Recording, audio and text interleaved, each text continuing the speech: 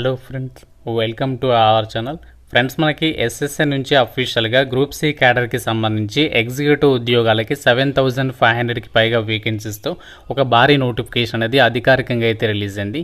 ఈ జాబ్స్కి మీరు ఏ విభాగంలో ఇంటర్మీడియట్ పాస్ అయినా అప్లై చేసుకోవచ్చు. ఎటువంటి ఎక్స్పీరియన్స్ ఏమీ అవసరం లేదు. 45,000కి పైగానే శాలరీ వస్తుంది. ఆన్లైన్ విధానంలోనే ఒక జాబ్స్కి అయితే అప్లికేషన్స్ పెట్టుకోవాలి. అన్నీ కూడా పర్మనెంట్ ఉద్యోగాలు.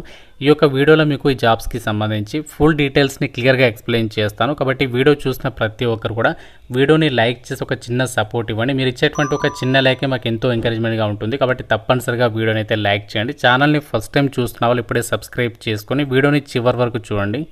వెళ్ళినట్లయితే అఫీషియల్గా ఎస్ఎస్ఏ నుంచి ఈ యొక్క జాబ్ నోటిఫికేషన్ అయితే రిలీజ్ చేయడం అయితే జరిగింది. ఈ రిక్రూట్మెంట్ నోటిఫికేషన్కి సంబంధించి ఎవరు అప్లై చేసుకోవచ్చు అంటే మీరు ఇండియన్ సిటిజన్ అయితే సరిపోతుంది. AP, Telangana male and female candidates అందరూ కూడా అప్లై అయితే చేసుకోవచ్చు. మేల్ అండ్ ఫీమేల్కి సపరేట్గా వేకెన్సీస్ అనేవి కేటాయించారు. ముందుగా ఇంపార్టెంట్ డేట్స్ విషయానికి వచ్చినట్లయితే ఈ జాబ్స్కి సంబంధించి మనకి 22 సెప్టెంబర్ నుంచి అప్లికేషన్ ప్రాసెస్ స్టార్ట్ అయిపోయింది. లాస్ట్ డేట్ 21 అక్టోబర్ వరకు మీరు అప్లై అయితే చేసుకోవచ్చు.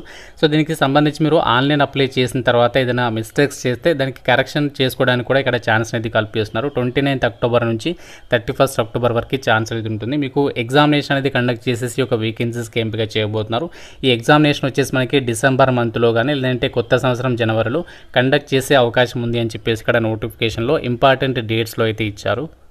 అప్లై చేయడానికి మీకు ఉండాల్సినటువంటి ఏజ్ లిమిట్ విషయానికి వచ్చినట్లయితే జూలై 1, 2025 నాటికి మీకు మినిమం 18 ఇయర్స్ ఆఫ్ ఏజ్ ఉండాలి. జనరల్ ఓసీ వాళ్ళైతే 25 ఇయర్స్ వరకు, ఓబీసీ వాళ్ళైతే 28 ఇయర్స్, ఎస్సీ ఎస్టీ వాళ్ళైతే 30 ఇయర్స్ వరకు కూడా ఇక రిక్రూట్మెంట్కి సంబంధించి అప్లై చేసుకోవడానికి ఛాన్స్ అనేది ఉంటుంది. అలాగే ఒక పోస్టులకి అప్లై చేయడానికి మీకు ఉండాల్సినటువంటి యొక్క ఎడ్యుకేషనల్ క్వాలిఫికేషన్స్ విషయానికి వచ్చినట్లయితే 21 అక్టోబర్ 2025 వరకు మీరు ఏ విభాగంలో ఇంటర్మీడియట్ పాస్ అయినా ఈ నోటిఫికేషన్కి అప్లై అయితే చేసుకోవచ్చు. మీరు ఎంపీసీ కానీ, బైపీసీ కానీ, సిఈసీ కానీ, ఎంఈసీ కానీ, హెచ్ఎస్సీ కానీ ఏదైనా పర్వాలేదు, అప్లికేషన్స్ పెట్టుకోవచ్చు. ఎటువంటి ఎక్స్పీరియన్స్ ఏమీ ఉండాల్సినటువంటి అవసరం లేదు. అమ్మాయిలకి మాత్రం జస్ట్ ఒక సర్టిఫికేట్ ఉంటే సరిపోతుంది. అయితే అబ్బాయిలకు మాత్రం ఇక్కడ లైట్ మోటార్ వెహికల్ అంటే మోటార్ సైకిల్ అంటే బైక్ ఉంటుంది కదా, బైక్కి సంబంధించి కానీ లేదంటే కార్కి సంబంధించి కానీ మీకు లైట్ మోటార్ వెహికల్ అంటే ఎల్ఎంవి లైసెన్స్ అనేది కంపల్సరీగా ఉండాలి. అది ఎప్పటి వరకు అంటే ఇక్కడ చూడండి, physical endurance and measurement test అనేది కండక్ట్ చేస్తారు. ఆ డేట్ నాటికి మీకు ఉంటే సరిపోతుంది అని చెప్పేసి చెప్తున్నారు. కాబట్టి మీకు ఒకవేళ ప్రజెంట్ లేకుంటే తీసుకొని పెట్టుకోండి, అది మీకు యూజ్ అవుతుంది. లర్నర్ లైసెన్స్ అనేది నాట్ యాక్సెప్టబుల్ అని చెప్పేసి చెప్తున్నారు. అంటే మీకు లర్నర్ లైసెన్స్ ఉంటే అది ఎలిజిబుల్ అయితే కాదు అని చెప్పేసి ఇచ్చారు. సో ఈ యొక్క ఎలిజిబిలిటీ ఉంటే మీరు ఈ యొక్క నోటిఫికేషన్కి అప్లై అయితే చేసుకోవచ్చు. అయితే ఎవరైతే ఎన్సీసీ సర్టిఫికేట్కి సంబంధించి హోల్డర్స్ ఉంటారో వాళ్ళకి మీకు సెలక్షన్ ప్రాసెస్లో బోనస్ మార్క్స్ అనేవి యాడ్ చేస్తాము అని చెప్పేసి కూడా చెప్తున్నారు. ఎన్సీసీ సి సర్టిఫికేట్ ఉన్న వాళ్ళకి 5% of maximum marks of the examination, అలాగే బి సర్టిఫికేట్ ఉన్న వాళ్ళకి 3% of the maximum marks of the examination అని చెప్పేసి ఇక్కడ బోనస్ మార్క్స్కి సంబంధించి డీటెయిల్స్ అయితే ఇవ్వడం అయితే జరిగింది. అంటే ఎన్సీసీ సర్టిఫికేట్ ఉన్న వాళ్ళకి అడిషనల్ బెనిఫిట్ అయితే దొరుకుతుంది అని చెప్పేసి కూడా ఇక్కడ డీటెయిల్స్లో అయితే ప్రొవైడ్ చేయడం అయితే జరిగింది. ఫీజు విషయానికి వచ్చినట్లయితే ఉమెన్ క్యాండిడేట్స్, ఆల్ ఫీమేల్ క్యాండిడేట్స్కి అలాగే SC ST ex service men అబ్బాయిలకి ఫీ అనేది లేదు. వీళ్ళు ఫ్రీగా అప్లై చేయొచ్చు. మిగతా వాళ్ళు మాత్రమే 100 రూపీస్ ఆఫ్ అప్లికేషన్ ఫీ అనేది మీరు ఆన్లైన్లో పే చేయాల్సి ఉంటుంది. కనుక పరిశీలించినట్లయితే టోటల్గా మనకి ఒక నోటిఫికేషన్ ద్వారా 7,565 వేకెన్సీస్ని అయితే రిక్రూట్మెంట్ చేస్తున్నారు. ఇందులో మనకి క్యాస్ట్ల వారిగా వేకెన్సీస్ అనేవి ఇవ్వడం అయితే జరిగింది.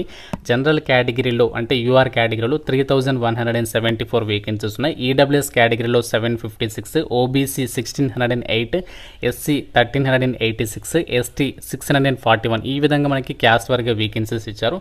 అలాగే ఇందులో ఫీమేల్ క్యాండిడేట్స్కి సపరేట్గా 2,496 వేకెన్సీస్ అనేవి ఉన్నాయి. అండ్ అలాగే మేల్ క్యాండిడేట్స్కి సంబంధించి కూడా సపరేట్గా వేకెన్సీస్ ఇచ్చారు. ఇవన్నీ కూడా గ్రూప్ సి క్యాడర్కి సంబంధించి పర్మనెంట్ జాబ్స్. లెవెల్ 3 ప్రకారం మీకు బేసిక్ పేనే 21,700 నుంచి 69,000 వరకు ఉంటుంది. అన్ని అలవెన్సెస్ కలుపుకుంటే 45,000 నుంచి 50,000 మధ్యలో మీకు అండ్ ఇన్ హ్యాండ్ సాలరీ అనేది వస్తుందన్నమాట. ఈ యొక్క వేకెన్సీస్ పేర్లు ఏంటి అంటే ఎగ్జిక్యూటివ్కి సంబంధించి కానిస్టేబుల్ ఉద్యోగాలు అనమాట. ఇక్కడ మనకి కానిస్టేబుల్ ఎగ్జిక్యూటివ్స్ మేల్ అని చెప్పేసి ఇచ్చారు. అలాగే ఎక్స్ సర్వీస్ మెన్కి సంబంధించి సపరేట్గా వేకెన్సీస్ ఉన్నాయి. అలాగే ఎక్స్ సర్వీస్ మెన్ కమాండోకి సంబంధించి కూడా సపరేట్గా వేకెన్సీస్ ఉన్నాయి. ఫీమేల్ క్యాండిడేట్స్కి సంబంధించి కూడా ఇక్కడ వేకెన్సీస్ అనేవి ఇవ్వడం అయితే జరిగింది. సో ఇవన్నీ కూడా పర్మనెంట్ సెంట్రల్ గవర్నమెంట్ జాబ్స్ కాబట్టి ఎవరు కూడా మిస్ చేసుకోవద్దు.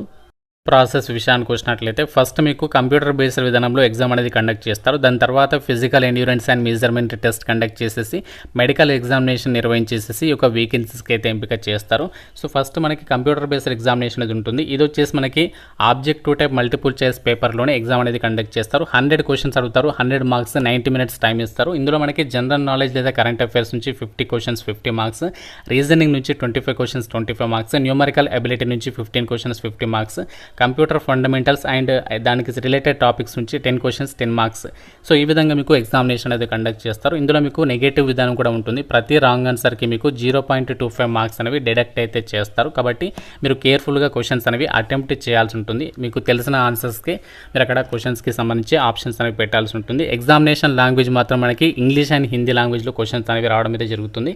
సో దీని తర్వాత మీకు ఏంటి అంటే ఎవరైతే కంప్యూటర్ బేస్డ్ విధానంలో ఎగ్జామ్ అనేది ఎవరైతే క్వాలిఫై అవుతారో పాస్ అవుతారో వాళ్ళకి మాత్రమే next physical endurance and measurement test అనేది పెడతారు. ఇందులో వచ్చేసి మీకు ఫిజికల్ మెజర్మెంట్స్ టెస్ట్ చేస్తారనమాట. అంటే మీరు హైట్ ఎంత ఉండాలి అవన్నీ కూడా చూస్తారు.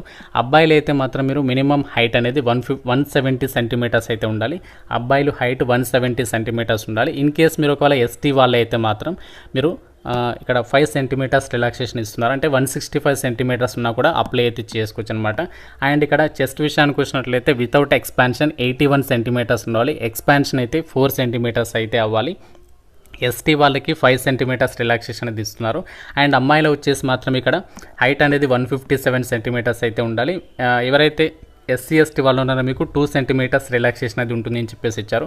ఈ యొక్క సెలక్షన్ ప్రాసెస్లోనే భాగంగా మీకు ఫిజికల్ ఎండ్యూరెన్స్ టెస్ట్ కూడా పెడతారు. అబ్బాయిలకు వచ్చేసి ఈ యొక్క ఈవెంట్స్ అయితే ఉంటాయి. అప్ టు 30 ఇయర్స్ లోపు ఏజ్ ఉన్నటువంటి వాళ్ళకి 1600 మీటర్ రేస్ అనేది ఉంటుంది. 6 మినిట్స్లో కంప్లీట్ చేయాలి. లాంగ్ జంప్ 14 ఫీట్స్, హై జంప్కి సంబంధించి ఇక్కడ 3.9 అని చెప్పేసి ఇక్కడ ఇచ్చారు.